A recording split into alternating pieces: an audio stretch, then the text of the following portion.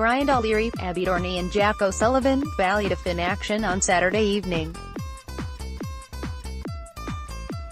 Photo by Domnick Walsh. I focus reigning champions Ballyduff, with a display that was rich in endeavour and expertise, sent out a clear message to all the other contenders that they are going to be the team to beat again in this year's competition, and for a team that at times find it difficult to get up and running in the earlier rounds, they have certainly hit the ground running on this occasion. All of the ingredients were pretty familiar, with Padraig Boyle producing a masterclass in all facets of play, his brother Aidan bagging another hat-trick of goals, and the resourceful Jack Golding providing the final link and a particularly productive full forward line, which contributed 4-15 to the final tally. Padraig Boyle and Golding, coming off the back of a season with the Kerry team, were incisive and clinical in equal measure, while Aidan Boyle, as ever, provided a pretty imposing presence on the edge of the small square. Abbeydorney were unable to cope or curb their input, both individually and collectively, and while Abbeydorney led briefly for a period in the first half, and reduced the deficit to just 2 points early in the second half, the response from Ballyduff was always pretty emphatic. Facing a pretty stiff breeze, Ballyduff got off to quite an explosive start, being 0-4 to 0-0 to the good after 6 minutes, with Padraig Boyle on target with 3 of those, and Daniel O'Carroll adding another from play. More compact and controlled, Ballyduff dominated the early stages, and, while Abbeydorney settled, and, got more to grips with the situation in defense, they didn't really have any real pattern to their play, especially in attack. However, with James O'Connor securing a fine score, they were just 3 points adrift at the end of the opening quarter. The same margin separated the teams after 20 minutes, and 1 minute later the encounter was deadlocked when a short puck out from Ballyduff was intercepted and capitalized upon, with PJ Keane finishing low to the net for the game's first goal. It provided Abbeydorney with a significant boost at quite an opportune time in proceedings, given that Brian Donovan had quite brilliantly denied Padraig Boyle with a penalty save 4 minutes earlier. Michael Slattery, one of his team's most impressive performers, secured his second point to put Abbeydorney marginally in front, 1-5 to 0-7, with 4 minutes remaining in the half after Ballyduff again failed to convert from the penalty spot, with Padraig Boyle shooting wide of the goalkeeper's left hand upright. However, he quickly made amends with the equalizing score for Ballyduff, and then created the opportunity for Aidan Boyle to tap home Ballyduff's first goal from close range in the 28th minute. A most disappointing score for Abbeydorney to concede, given that seconds before the wrong option was taken in a 2-on-1 scoring situation.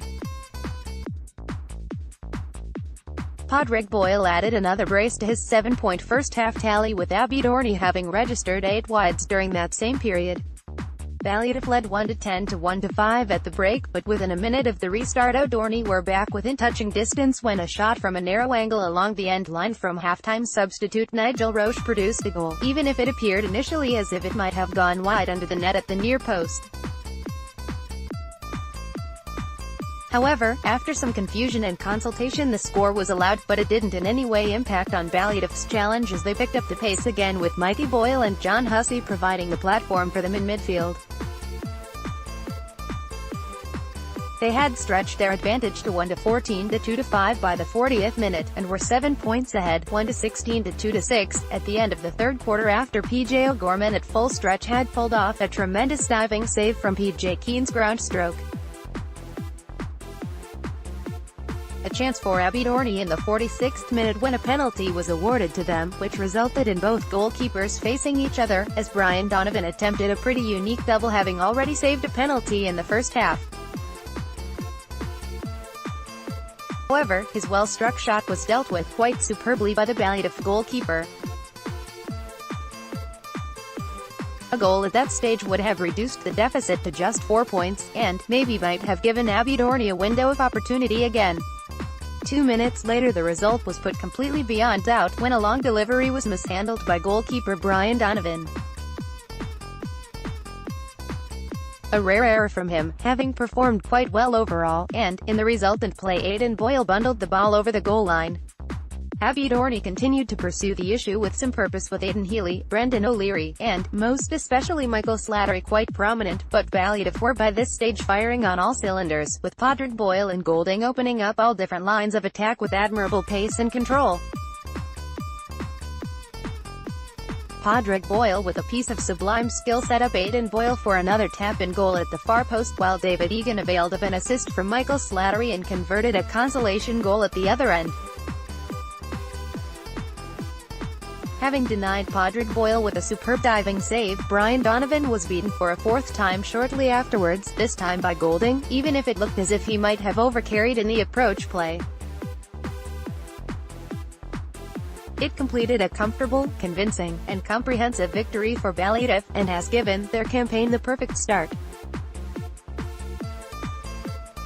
However, it is unlikely that they will be given the same type of time and space at the next stage of the competition. Abbeydorney must pick up the pieces, and they should have Michael O'Leary back to boost their chances.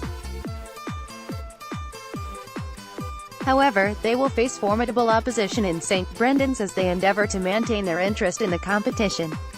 Ballyduff, PJ O'Gorman, Thomas Slattery, Padraig O'Grady, Anthony O'Carroll, David Golding, Paud Costello, Owen Ross, John Hussey, 0-1, Mikey Boyle, 0-1, Jack O'Sullivan, Daniel O'Carroll, 0-1, Paul O'Carroll, 0-1, Jack Golding, 1-5, Aidan Boyle, 3-0, Padraig Boyle, 0-10, 4F, 1-65.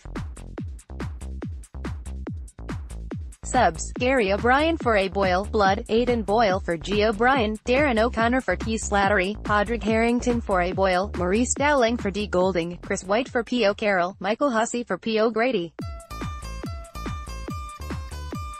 Abbeydorney, Brian Donovan, Niall Mahoney, Stephen Egan, Kieran Deneen, Stephen O'Connor, Aidan Healy, Brian O'Leary, James O'Connor, 0-1, Stevie O'Sullivan, 0-1 F, Brendan O'Leary, 0-1, PJ Keane, 1-0, Michael Hanafin, David Egan, 1-1, Ronan Donovan, Michael Slattery, 0-3. Subs: Nigel Roche, 1-0, for M. Hanafin, Adam Monsell for R. Donovan. Referee, Dave Copps, court the game in 60 seconds. Main man Padraig Boyle gave a 5-star performance from full forward that even overshadowed his brother Aidan's hat-trick of goals. Key moment: Brian Donovan's penalty, if converted, might have been significant, but it's unlikely that it would given Ballyduff's ability to react to any type of challenge to their supremacy. Talking point in the match program: just 6 of the Abbeydorney starting 15 played in their selected positions. By contrast, Ballyduff lined up exactly according to number and position.